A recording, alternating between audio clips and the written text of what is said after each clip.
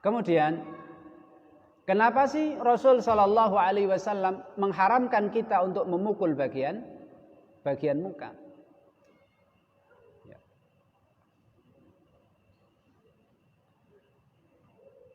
Hikmah yang pertama, karena muka ini adalah pusat keindahan manusia. Muka adalah pusat keindahan manusia.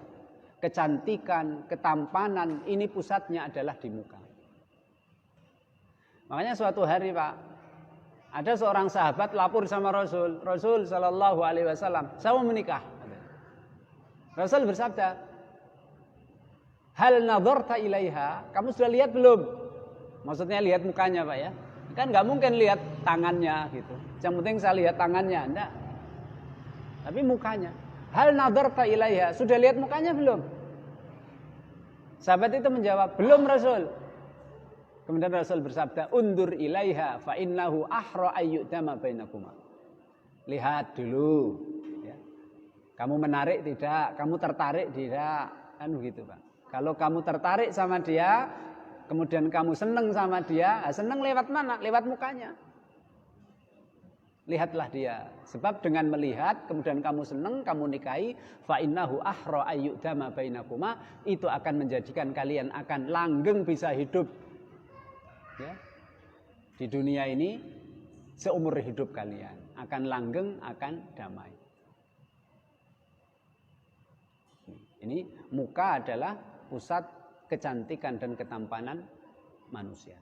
Jika muka ini dipukul, Bapak Ibu saya hormati, jika muka ini dipukul, ya, maka satu, ya, di antara akibatnya adalah satu, ya, merusak keindahan, membuat jelek penampilan, gitu Pak ya. Apa hidungnya mungkin hidungnya patah, apa sobek kulitnya, apa-apa ini kan kalau seandainya ada yang terluka, ada yang ada yang kegores dan lain sebagainya, ini kan membuat wajah itu jadi tidak indah lagi. Jadi satu, membuat wajah ini akan kehilangan ketampanan dan kecantikannya, akan memperjelek indahnya wajah pukulan itu.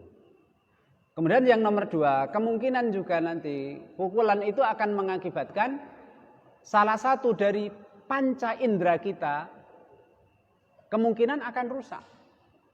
Karena di muka kita ini adalah hampir semua panca indera kita akan di muka, Pak.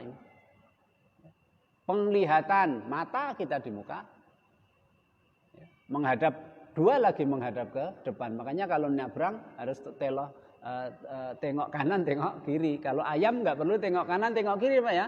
Karena matanya di kanan kiri. Ayam itu kan matanya di kanan kiri. Manusia mukanya di depan. Kalau dipukul atau gimana, mata bisa kehilangan fungsinya. Itu indera penglihatan. Belum lagi indera pendengaran. Ini juga di muka kita, bagian muka pendengaran ini, telinga itu. Kemudian indera perasa kita atau pengecap kita, lidah kita ini juga di depan. Belum lagi indera penciuman kita, hidung, ini juga di depan. Kalau seandainya pukulan itu keras dan lain sebagainya, itu kemungkinan besar bisa menghilangkan fungsi dari indera kita yang ada di muka kita. Makanya Islam melarang kita untuk memukul muka. Dan juga Bapak Ibu saya hormati, saya kira ustadz-ustadz kita ya, profesor-profesor, guru-guru besar, ahli-ahli psikologi itu mungkin perlu untuk mengkaji sejauh mana pukulan yang diarahkan ke muka itu akan mempengaruhi psikologi orang yang dipukul, terutama untuk anak kecil. Sejauh mana pengaruh pukulan yang dilayangkan oleh orang ke muka anak kecil itu mempengaruhi tumbuh kembangnya anak itu.